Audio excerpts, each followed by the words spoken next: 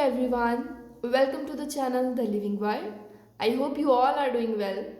Today we are going to learn about the topic cell. So cell is known as the structural and functional unit of life. So why they are known as structural and functional unit of life? Because all the organisms are made up of cells. They are the building blocks of any living organism. They are the building blocks of living organisms. Now, why we are calling it building blocks? Like a brick. Brick is for building. So by joining brick, we can make whole building. In the similar way, by joining cell, the whole organism is formed. Now, how they are formed? Because cell form tissues, then tissue form organ, and then organ form organ system which results in whole organism. So in this way the cell behaves as the basic unit of any organisms. So that's why we call it structural and functional unit of life. Now comes to its discovery. Cell was discovered by Robert Hooke. Robert Hooke in 1665 when he was examining a slice of cork under his microscope. He observed that in structure it is similar like a honeycomb, means it has small compartments. So he named it cell because in Latin it means a little room. So that's why he named it the term cell. Now here is question is arise that can we see a cell with our naked eyes? Yes, we can see because an egg of a hen is also a single cell, and we can see that that's the cell is.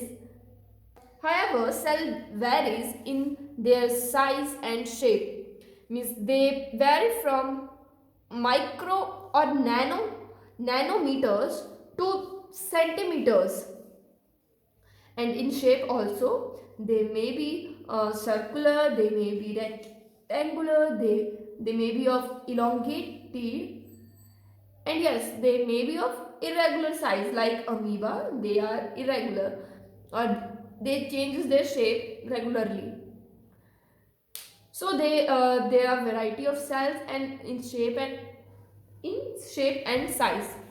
Now if we see, if we observe an organism on the basis of their number, we observe that there are two types of organisms on the basis of number.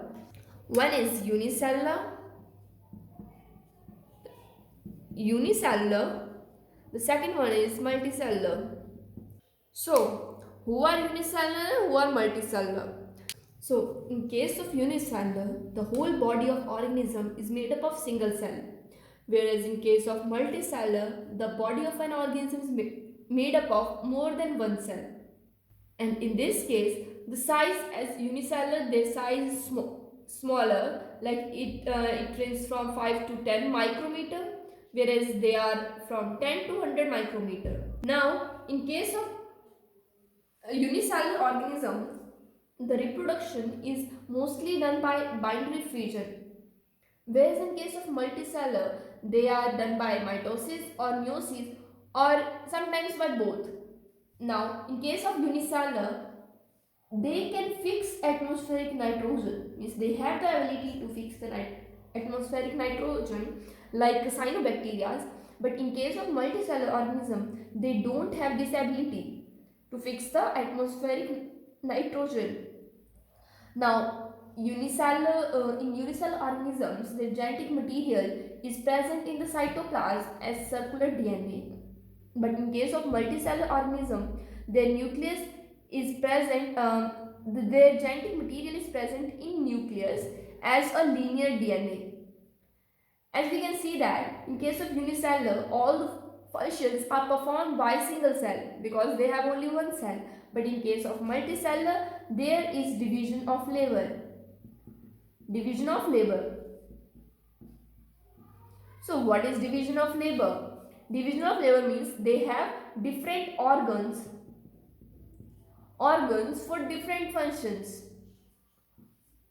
For different functions.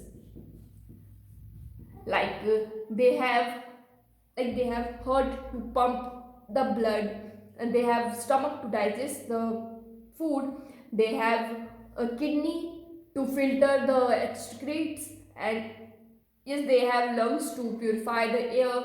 Means they have different organs for different functions. So this in this way we can say that unicellular advanced, but multicellular they have the differentiation. So this is all about the unicellular and multicellular organisms. Now the example for unicellular is amoeba. Amoeba, which are which are irregular in shape. So they don't have organelles, or they don't have organelles for different functions. If we say the example for multicellular, uh, so the human beings are the example for multicellular, and amoeba is the example of unicellular. Or in the next parts of videos, we learn more about this. Thank you so much for listening. If you enjoyed the video, please like it, subscribe it, and share it with your friends. Thank you so much.